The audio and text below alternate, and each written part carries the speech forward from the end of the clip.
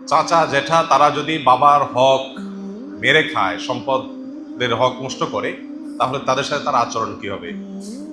আত্মীয় স্বজনের সাথে সুসম্পর্ক বজায় রাখার নির্দেশনা আমাদেরকে ইসলাম দিয়েছে। রক্ত সম্পর্কীয় আত্মীয়ের মধ্যে সবচেয়ে কাছের আত্মীয়গুলোর মধ্যে চাচা জেঠা ফুপু এরা হলেন সবচেয়ে কাছের আত্মীয়। একেবারে বাবার দিককার আত্মীয় যারা, তাদের সাথে আমাদের আত্মীয়তার সম্পর্কটা সবচেয়ে গভীর এবং কাছাকাছি।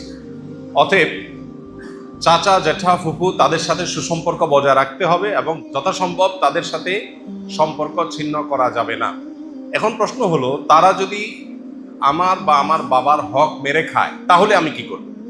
ডেফিনেটলি তাদের চাইতে আমার বাবার প্রতি আমার দায়বদ্ধতাটা বেশি।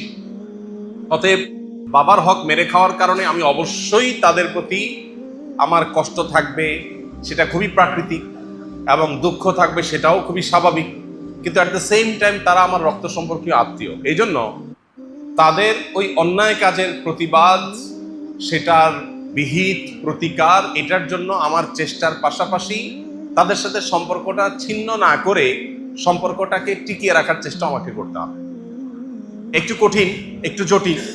একদিকে আমি আমার প্রতি, আমার বাবার প্রতি করা অন্যায়ের প্রতিবাদ করব, সেটার বিহিত চাইব, আবার অপরদিকে তাদের সাথে সম্পর্ক ছিন্ন করব না।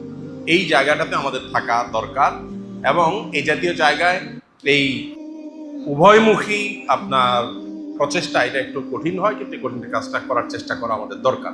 কোনো কারণে যদি মনে হয় যে না, তাদের সাথে সেই সৌহার্দ্যপূর্ণ সম্পর্ক রাখতে গেলে উল্টা বরং তারা আমারও ক্ষতি করবে, তাহলে তাদের সাথে সম্পর্ক না রাখা, দূরত্ব বজায় রাখা, এটা শরিয়া দৃষ্টিকোণ থেকে নাজায়েজ না। কারণ আল্লাহ বলেছেন, ওয়ালা তুলকু বিআইদিকুম ইলা তাহলুকা লা দরারা ওয়ালা দিরারা, নবী আলাইহিস সালাম বলেছেন। এই জন্য আপনি ধ্বংসের দিকে, ক্ষতির দিকে নিজেকে ঠেলে দিতে হবে না। আত্মীয় আপনার ক্ষতি করবে, তারপরেও যেতে হবে, নট নেসেসারি। তবে বাবার সাথে যদি দূরত্ব হয়ও, আমি চেষ্টা করব আমার সম্পর্কটাকে স্বাভাবিক রাখার, এবং একই সাথে সুযোগ থাকলে অন্যায়ের প্রতিকার চাওয়া, দুইটার মধ্যে সমন্বয় করার চেষ্টা করব। আল্লাহ আমাদেরকে তৌফিক দান।